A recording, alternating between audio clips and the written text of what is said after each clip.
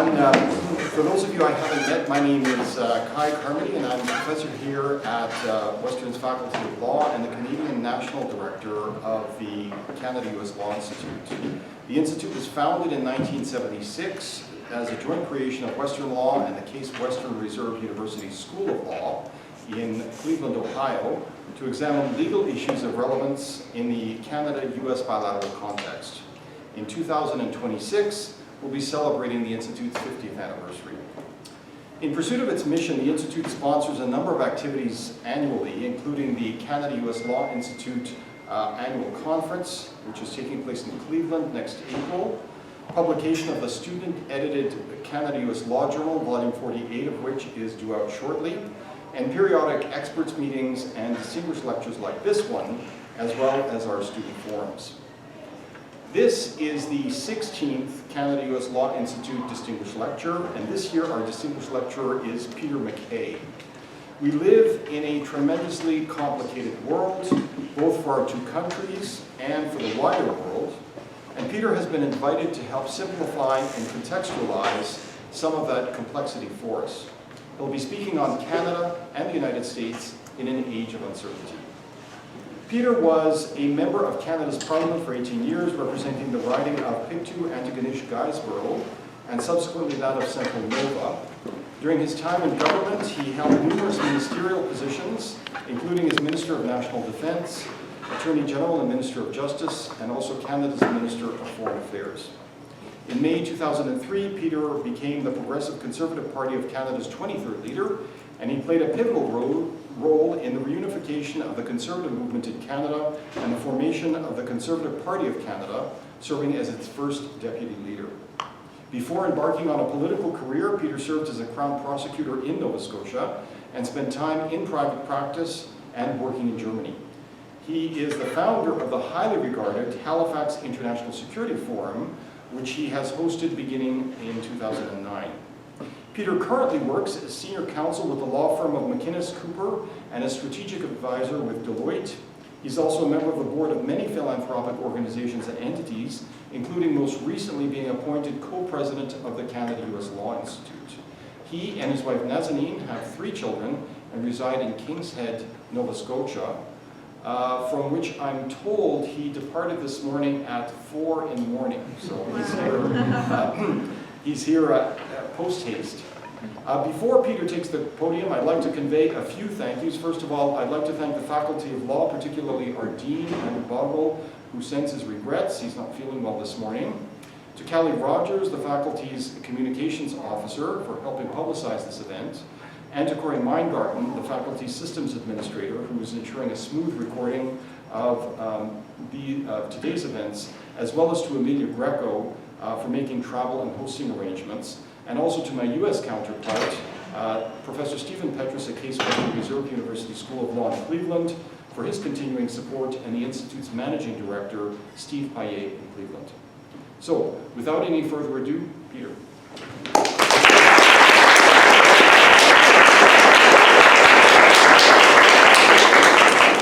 Thank you very kindly, Professor Carmody. Thank you for the invitation, for your leadership as well with the Canada-U.S. Law Institute. To members of the faculty and students and alumni who may be here, I really appreciate the invitation. I've been looking forward to this. Talking about this subject broadly or in simple terms, as the professor referred to it, is more than challenging, to say the least. These are uncertain times, and I know you're approaching exams, so that's probably an age of anxiety that you're experiencing currently.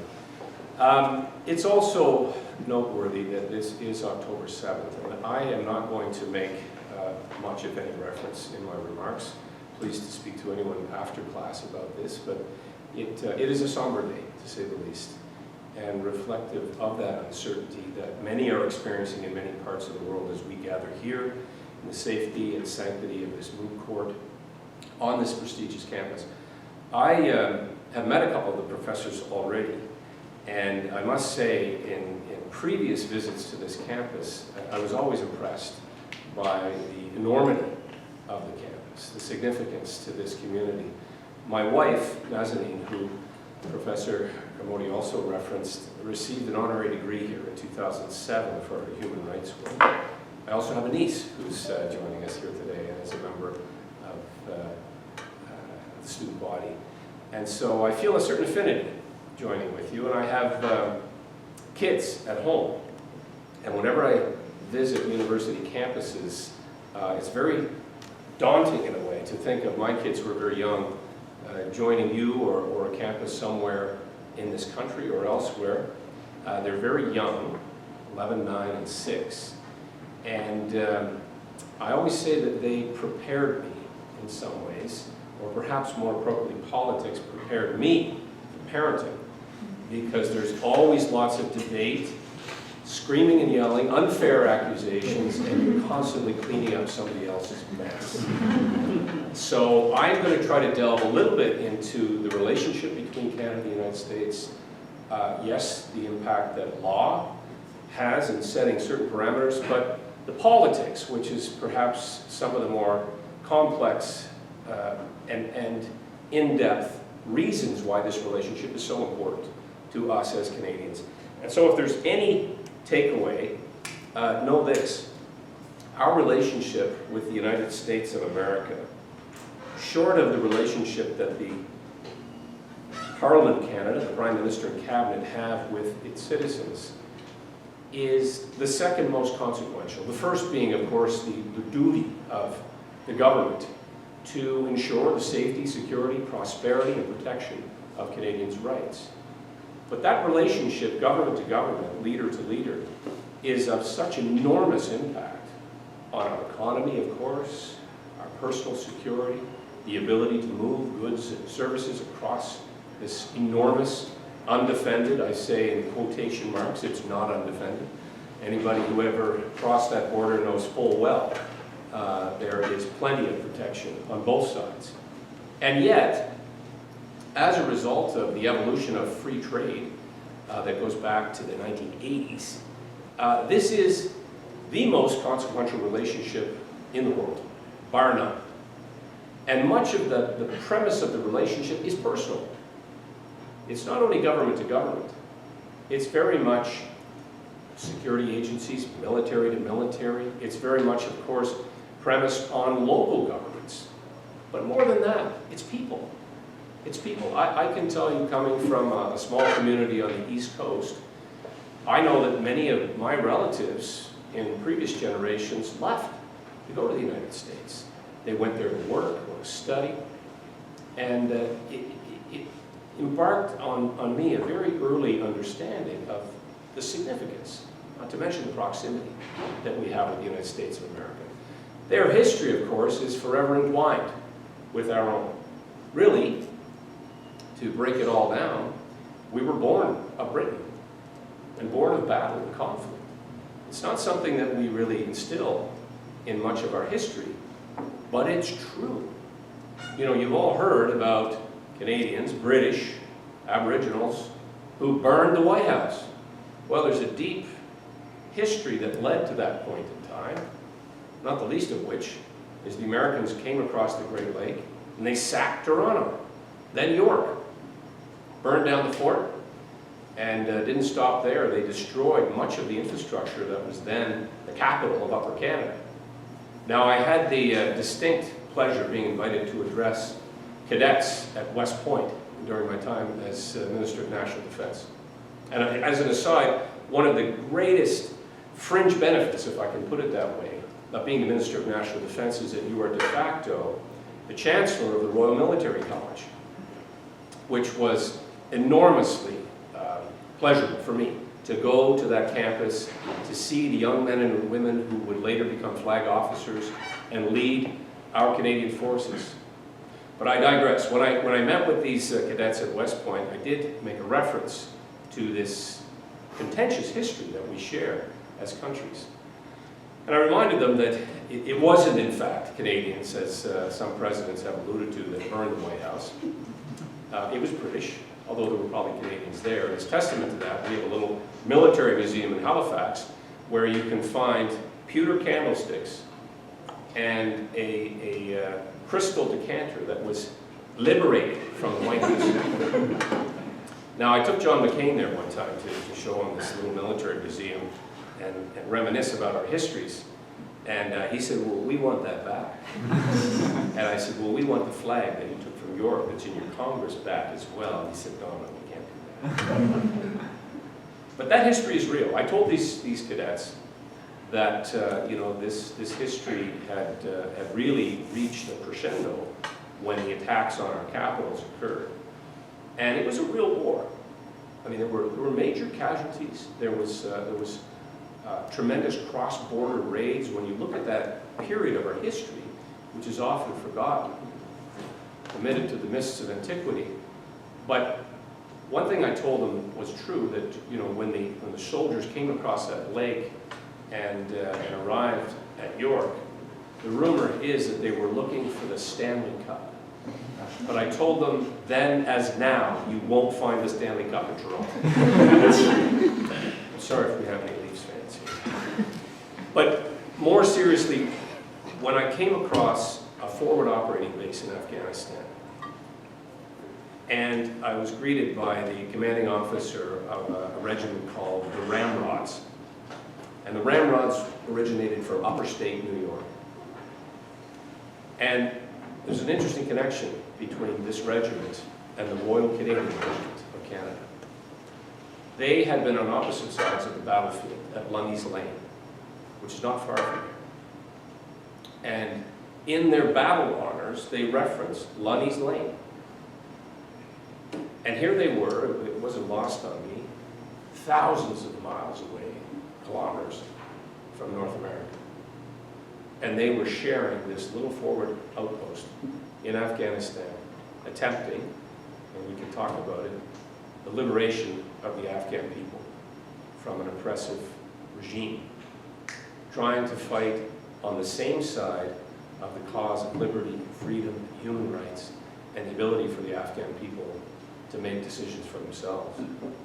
And so it's a small snippet in time, but it is a reminder of the shared values, the shared objectives, both militarily, but again, I hearken back to the people-to-people connective tissue that exists between our countries. Again, and I'm not trying to bore you with history, but in Halifax, there was a terrible occurrence in 1917 in the run-up to the conclusion of the First World War. There was an explosion in Halifax Harbor, leveled half the city. Terrible casualties. 2 munition ships had collided in the harbor of Halifax and were burning, and people that day came down to the water's edge to see what this was all about. And when these 2 boats collided and exploded ultimately, one was carrying nitroglycerin and ammunition, it was devastating. It was the people of the United States of America, mostly from what was then known as the Boston states, so Massachusetts, New Hampshire, Maine. They came to the assistance of the people of Halifax. They sent medical supplies, most importantly, those who were there to help with terrible eye injuries. It was an awful, awful period of history. And yet, to this day, the city of Halifax sends a Christmas tree to Faneuil Hall in Boston. And it is, again, just a tiny thread. But this is true from one side of our country and theirs in terms of the relationships that were formed. Many kids were orphaned at that time and taken to the United States and became American citizens by virtue of that adoption. And so, just to give you a small taste and flavor of this really important person-to-person relationship that is the underpinning of the country-to-country relationship. I had the good fortune, and whenever I hear my bio, I think to myself, geez, I really couldn't hold on to a job, because I was in a lot of different places and portfolios. But I did start my career in Nova Scotia, and most notably after law school, worked in the Public Prosecution Service. And even then, I became aware of the legal underpinnings of the relationship between Canada and the United States. And again, a shared history. Ours, French and English. America, much more so English with Spanish influence from the Americas. And yet, many of the evolutions of our Constitution, while it is certainly older in the United States, many of those underpinnings of not only our legal system but our system of government also have similar ancestries and origins. And I recall one of the very early cases that I had as a prosecutor involved an extradition. Incidentally, the extradition was particularly telling because it involved a murder case and a young Aboriginal group who had fled into the United States. And so there were complexities. This was before the evolution of the Young Offenders Act, previously the Juvenile Delinquents Act, and there was still a lot of question as to how this new law would treat young people in Canada, and particularly the gathering and admissibility of evidence, and Canada's ability to extradite in this particular case was contentious because there was cross-border reserves, as you know, in Canada, where, again, jurisdiction became very much an issue. And so we had to work with U.S. Marshals, we had to work with a number of state and provincial agencies that involved New Brunswick and Nova Scotia. And very quickly, you come to appreciate our common language, common ability to respect the rule of law, to work within a number of different agencies. This is so beneficial to both countries, and so much a part of the glue, again, that binds us as nations. And it is something, frankly, we can't take for granted. We never should take this for granted. But when you think of it in the context of European history, where you have countries that have far more contentious issues and arguably far more contentious current history, if I can put it that way, let alone the context of 2 world wars on the continent of Europe. But here we are. Sometimes we feel in splendid isolation in this North American continent. And we're working with, no doubt, the largest, most powerful country on the face of the planet. Which brings with it its own challenges, of course, in terms of the expectations of America. And our history is not without its moments in time. Fast forward from the War of 1812, we've had numerous presidents and prime ministers who frankly just didn't get along. They didn't like each other. And I can think of a few recent incarnations, possibly future ones. And yet, that relationship, in spite of those ups and downs, I maintain and would submit to you, will not change at its core. We will continue to be very much bound together, not by history as much as necessity. And let's never forget, and I preface this by saying this is not a Sarah Palin moment. The Russians are there, just across the water in the Arctic, with a lot of interest and ambition, as we have seen, that isn't in our interest and is more than nefarious. And they're, by the way, recapitalizing a lot of their airfields and military installations just there. And so our mutual interest in defending North America, not Canada-America or Canada-Mexico-America, it's in our mutual interest to be very much in unison, in partnership, when it comes to security. Now, I would go further, and there's ample evidence of this. It also means taking North American responsibility on issues like the environment, which we've previously done, the Acid Rain Treaty. We've previously worked on water boundaries, and I believe you had Professor Byers here at the campus some time ago speaking about the water in the Great Lakes and streams that flow across our border.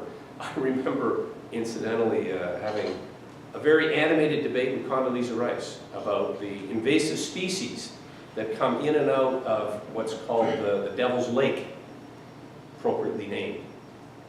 And it was one of a number of contentious issues. By the way, still with us, the Beaufort Sea, the boundaries within that particular portion of waters in our Arctic. It's before the UN Convention on the Rights of Marine. We're still working these things through, but doing so respectfully and using the existing institutions and legal boundaries. Again, the Ramrods and the Royal Canadian Regiment working together in mutual security. We quite literally, do not take up arms to change our government.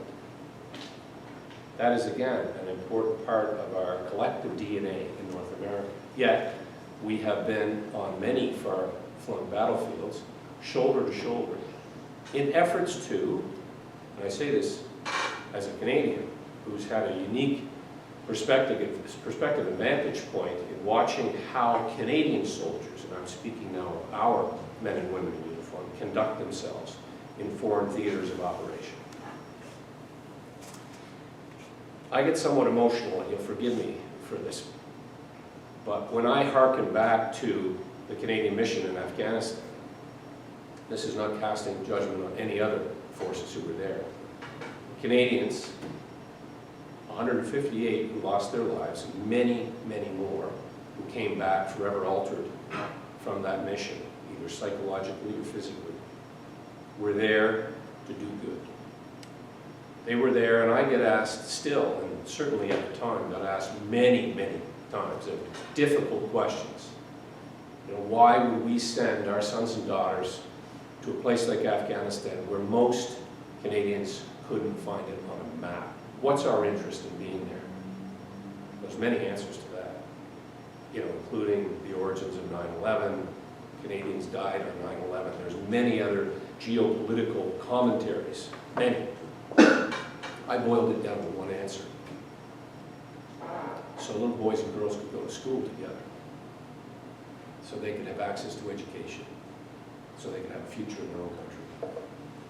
Pretty simple.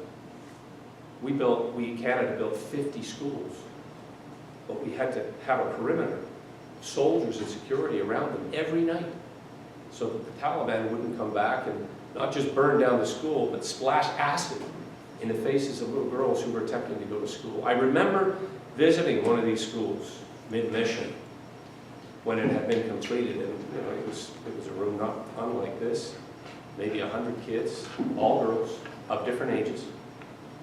And they hadn't been in school at that point more than a few years because it was forbidden then as now. And I asked a little girl, her name was Anastasia, I can picture her vividly. She was about the age of my own daughter now. And she had these green, effervescent eyes, and these kids were so enthusiastic to be there. And they knew, you know, we were from away and Canadian, and so they were demonstrating what they had learned, and they were speaking in Pashto, but we, through an interpreter, were able to talk to them. And this one little girl, I said to her, you know, what are you going to be when you grow up? What are you going to do with your education? This is where I get choked. She said, I'm going to be a teacher. She said, I go home every night and I teach all the girls in my village what I learned this day. And that's real. That's when it becomes real. It's a military mission. We were there with the United States and others to try to somehow impart basic freedoms. And that's a powerful military term, force multiplier, when we think about our relationship with a country like the United States. They don't get it all right, nor do we.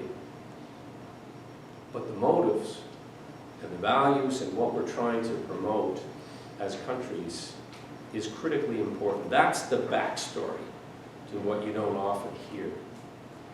And you know, some of the other big muscle movements that I encountered during my time in office as a minister in various portfolios was that cross-cutting ability to work with U.S.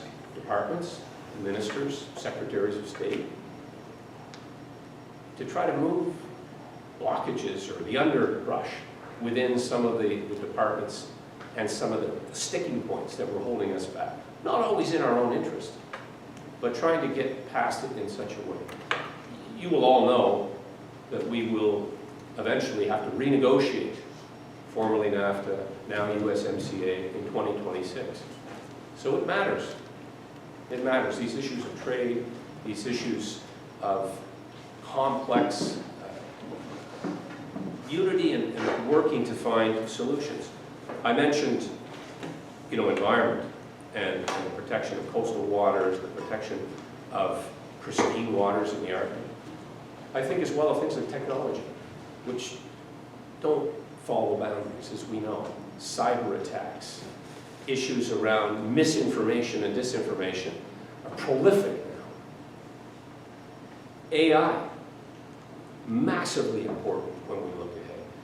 Those are just a few of the issues where working with the United States of America and others, but for purposes of today, this is going to impact each and every one of you in your future, in your careers, your children's careers. This is moving at such an accelerated pace that trying to find ways to put guardrails, and I'm not saying we will match everything the United States do, nor will they in our efforts, but consultations, comparisons, working for the common good. And we have, we obviously have that type of special relationship with other countries too. The UK, most notably, Australia, New Zealand, countries that we have previously worked with, including South Korea, and many different specific areas where there is a building block to fall back on. Things that, again, are for the betterment of our people, but have that same knock-on effect in other countries, or experience that we can bring to bear in our parliament, our provincial legislatures, even at the municipal level. Those are critical relationships. And if you don't remember anything else that I say here, just know that you will inevitably, and probably have in ways that maybe haven't taken prominence in your life yet, work with Americans. And so in the law, in particular, I think it is critically important that form part of the discussion and part of the thinking now, for better or worse. There may very well be things that we completely disagree on and can't get past, although those things are few and far between. And administrations will change, they'll come and go, but the abiding reality is that we are very much a shared people, a shared history. It's changing, it's evolving, like the law itself, in terms of the composition of our populations and how we choose to exercise and build on the existing partnership. I mean, the border is a good example of how we have seen a sea of change in terms of the ability to move things now freely back and forth across that border at an accelerated pace. That took time. That took tremendous effort, and it took regulations, legal nuances, and in some cases, precedents from the courts. I mean, cross-court disputes sometimes very, very much wind up before an international body, or they wind up because of dispute resolution mechanisms that are baked into things like trade agreements. And so it may be very much an area of interest to you in the future, and that's critical service to Canada as well. Public servants, in my estimation, play such an important part of this relationship. Their counterparts, they're working together, as I said, state level, community to community, they're working together to find solutions for their populations, and in many cases, those of their allies. So, one of the underlying themes that I will leave you with here is also be involved. Don't just vote. Be informed.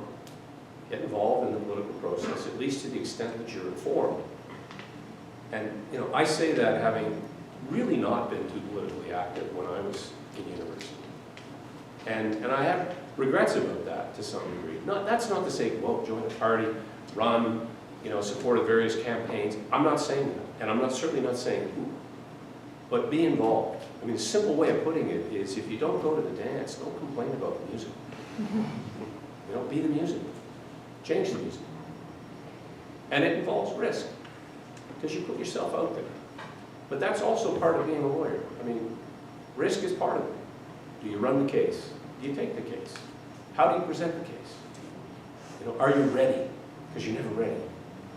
I can tell you, one of the most vivid memories I ever had in my life, and I've been in some sticky situations, was going before a Supreme Court panel in Nova Scotia. 3 of the oldest, crankiest, most established judges in my province. And I thought I was about to make the most brilliant legal argument ever presented in a court of law. I had researched and I had tabulated my notes. And so as I was unpacking what I thought was going to be, the case to win all cases, this judge named Malachi Brown looked down over his glasses and he said, "Young man, I'm going to give you some advice. Be brief, be concise, and be gone." And so I went right to the conclusion and summed up as quickly as I could. But it stayed with me. And some of the best lessons, and this is not at all casting aspersions on your learned professors, but some of those life lessons will happen in practice, not only in the courtroom, but by your colleagues, the people you will interact with. And know this, I said relationships are key. The relationships that you're making here on this campus, through your study of the law, it will serve you for the rest of your life. You will make some of the best friends and contacts that you will ever encounter by your experience here. It was formative for me because Dalhousie, where I went, like Western, had brought students from all walks of life, from all parts of Canada. And to this day, if I need to make a referral in British Columbia or Northern Saskatchewan, chances are there was somebody that I studied with over the 3-year period. And so you're fortunate. You're part of the few. You will have a chance to leave an imprint on your country's history, like few do. You're being prepared here. Your mind's not just what you study, but how you study. Again, will follow you. You may choose not to practice law. I mean, not everybody I graduated with did. They went in all kinds of different career trajectories, business, music. We had students that wanted to go to law school, but they weren't quite convinced that that was the career. And that's okay. That's okay too. You're better for being here. I assure you of that. Some of you might even be drawn into politics, although I don't recommend it. It's not for the faint of heart. But there are fewer lawyers now in the Parliament of Canada than at any time in our country's history. And again, I don't know whether that's good or bad. It doesn't really translate. But the law does impact public policy. It impacts the way in which our leadership represents the public and the communities and represents Canada abroad. Those are also important considerations, as are ethics. Ethics in any profession, but particularly governed by law societies, bar societies.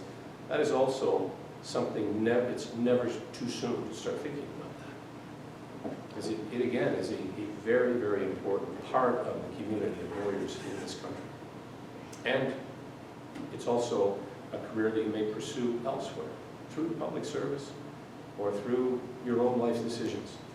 There's a commonality, and especially in common law, there is an opportunity for you to take your studies and work very much for the betterment of yourself and your community and your country abroad. A legal degree is transferable. Our charter is not.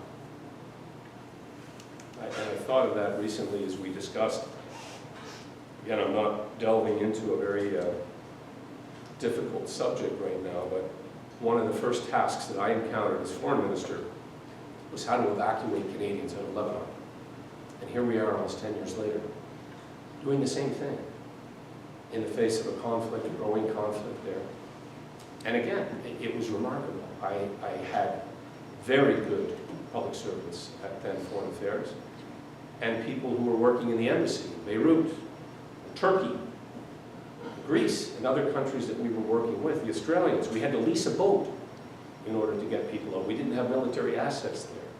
I had to call my counterpart in Israel and say, this is the time that our boat is leaving, because there was a blockade around the harbor in Beirut. All of which is to say that, there are so many unexpected circumstances that I predict you will harken back to the important education you're getting here at Western Law. I can say without hesitation, I would not get into this law school today. I honestly believe that. It is very, very competitive. And so, again, it is impressive that you're here. It is more than important, no matter what year of study, that you make the most of your time on campus. I said risk. It's always a risk in your career choice, your decision where you're going to be, what firm you might be with. But as they say in the Maritimes, boats are safe in the harbor. That's not what they're made for. Risk is part of life. Risk is very much something that you will have to mitigate and decide based on empirical evidence. And the lessons here, I think, will serve you well to make many of those decisions. I'm going to stop there because I promised I would leave lots of time for questions. I, again, like my time at the Supreme Court, had all kinds of great notes and things that I wanted to say, and I probably missed half of it.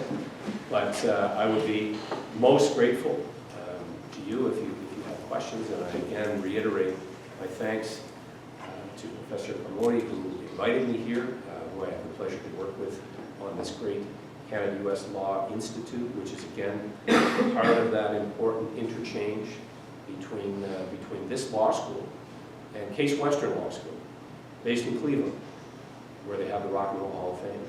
So if you ever want to do an exchange, I'm not sure that that's available, but it's a great city. And I know that our American friends will continue to look to folks like you who will graduate this school and other schools and pursue careers in meaningful ways. So thank you for your time and the invitation.